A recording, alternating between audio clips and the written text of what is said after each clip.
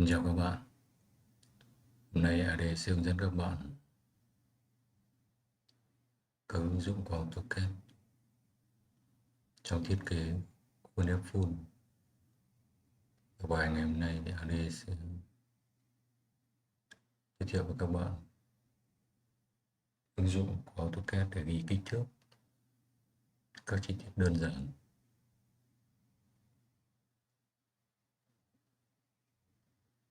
Ví dụ như các chi tiết ở trên màn hình các bạn nhìn là các chi tiết đơn giản.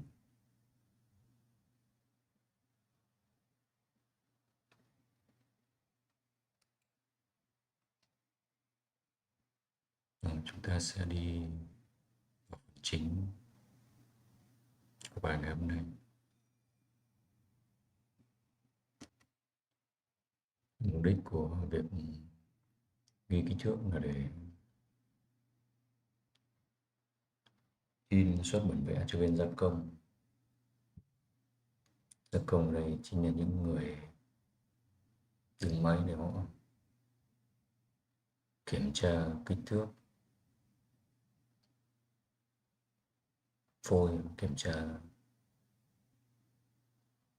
biến dạng của chi tiết sau gia công.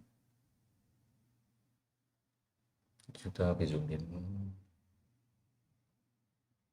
bản vẽ giấy về mục đích để chúng ta xác nhận với nhau có người thiết kế, có chịu trách nhiệm và người gia công, người hoàn thành.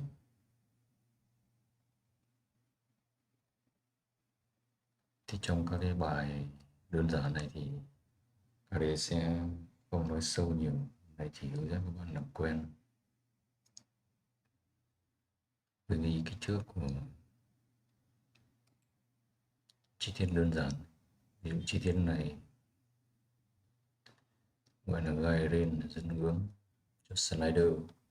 Nếu mà nhiều công ty thì họ sẽ không ghi tên của chi tiết mà họ sẽ ký hiệu tên chi tiết cho nó nhanh trên 3D phân biệt, để vì tránh cái thời gian để ghi tên ghi trước là nó mất thời gian. Đấy sẽ có hướng dẫn riêng rồi, nhưng các bạn nếu như là làm trong môi trường khuôn thì sẽ phải học và hiểu và biết các chi tiết. Mỗi công ty có một cách làm riêng, thì đây AD sẽ hướng dẫn các bạn cách làm mà được ứng dụng nhiều nhất là hiện tại các công ty đang áp dụng. Nó sẽ ký hiệu chi tiết.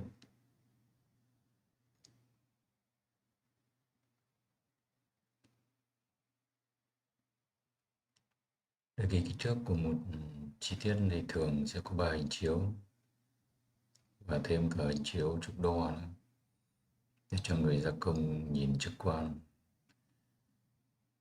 Họ nhiều khi đỡ phải mở máy ra là mất thời gian. Nhiều công ty thì họ chỉ có 3 hình chiếu đứng bằng một cạnh, hình chiếu trục đo thì làm cho người gia công nhiều khi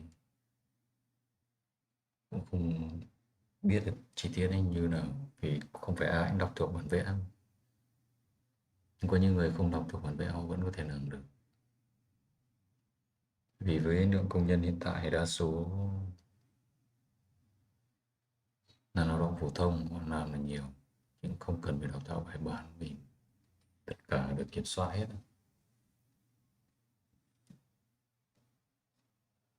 Ok, để hướng dẫn các bạn ghi trên AutoCAD.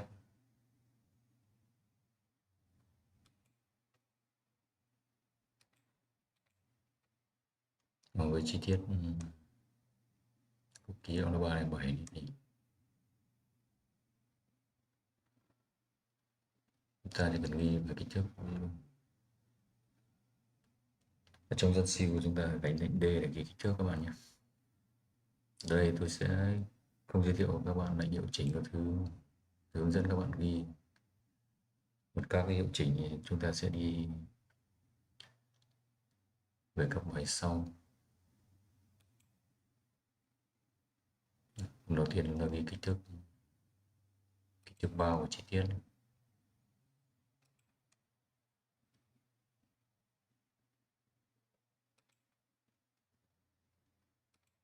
Mục đích của ghi kích thước bao để cho người gia công lúc kiểm soát chi tiết mình biết là kích thước của chi tiết này là bao nhiêu các bạn nhé.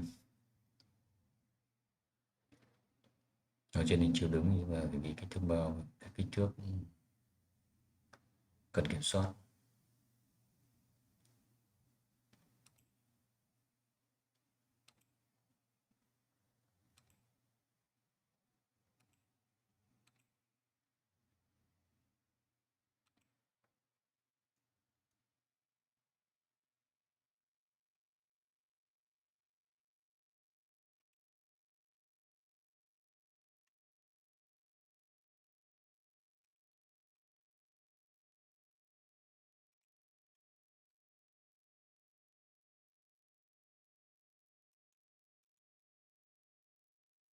Về cơ bản thì chúng ta chỉ cần mấy kích thước này là ok. Trên hình chiếu đứng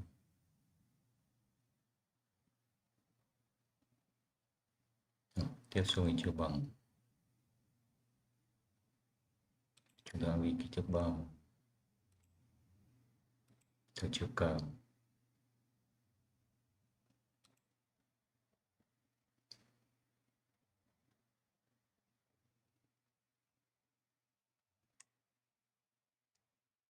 Cái chi tiết này thì có thể chúng ta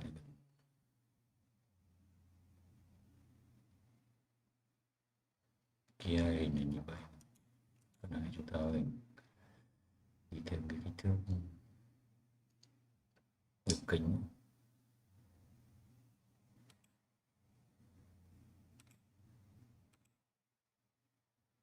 Đường kính của lỗ bắt đầu các bạn.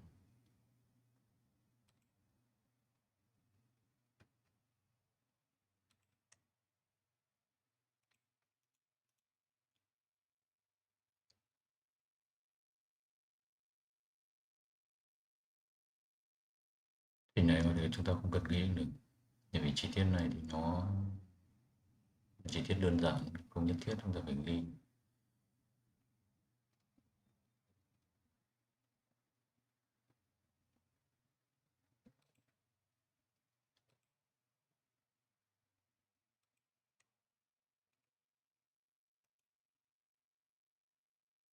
Cái chi tiết này cơ bản như này ta đã hoàn thành. Bây giờ thì các bạn ấy phần zoom sai. Thì chúng ta để một chữ số thì nó là cộng trừ 0,3 thì như vậy sẽ gì đúng không? Sẽ điều chỉnh cái số của nó. Đây ví dụ tôi để hai chữ số sau dấu phẩy, chúng ta để sửa lại được. Vậy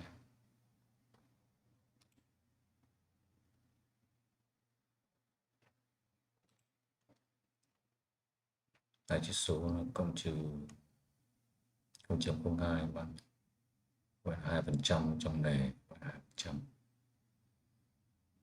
Đây là tùy theo ký ức của các công ty các bạn.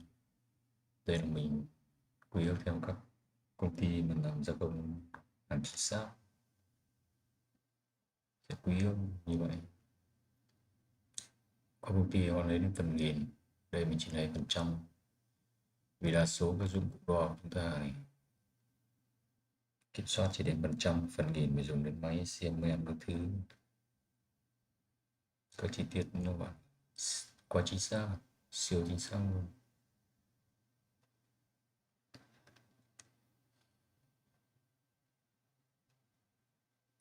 Với các vị trí mà chúng ta để hai dấu phẩy này thì nó có bảng quy ước ở đây. Ở đây thì chúng ta nhớ là quy ước là công ty có quy ước là các phôi đều được tạo song song ở bốn góc, nên chúng ta sẽ không ghi cái độ song song ở bốn góc các bạn nhé, vì ghi như thế sẽ mất rất là nhiều thời gian. Với các cái kích thước này thì chúng ta có thể để nguyên này, vì cộng trừ 0,3 này thì nó có thể bị ảnh hưởng thì thôi. Về một sau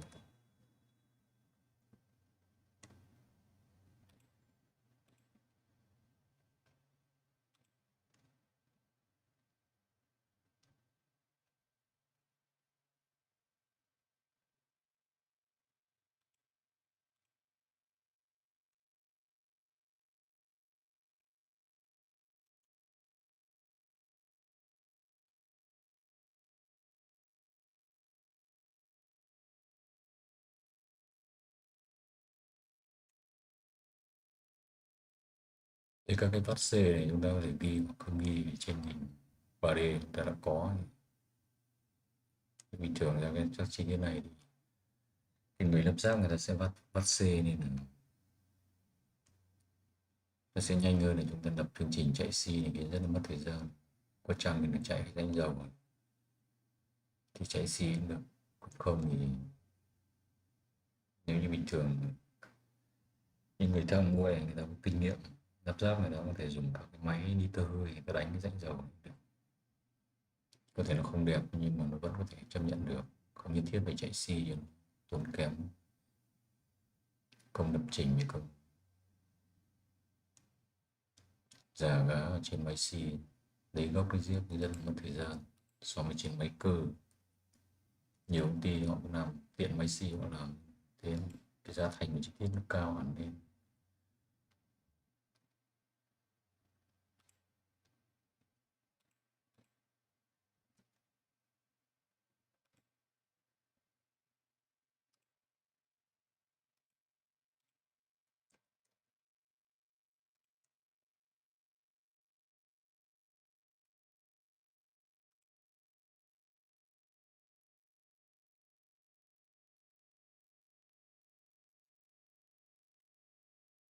Cơ bản chi tiết này thì chúng ta chỉ dùng đến ba cái lệnh đến lệnh D dimension,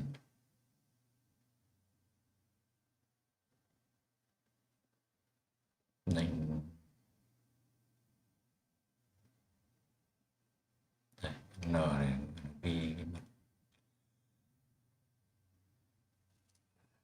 mặt chéo, mặt nghiêng, lệnh điều chỉnh kích thước DUP, điều chỉnh cái thông số sau khi chúng ta ghi. Chúng ta không phải dùng như AutoCAD bình thường ghi nó mất thời gian. Ở đây chúng ta có lệnh điều chỉnh hết. Còn lại các bạn có thể tham khảo ở các video hoặc là kênh khác hướng dẫn. đây chỉ hướng dẫn các bạn ghi ứng dụng trong ghi bản vẽ xuất kích thước khuôn.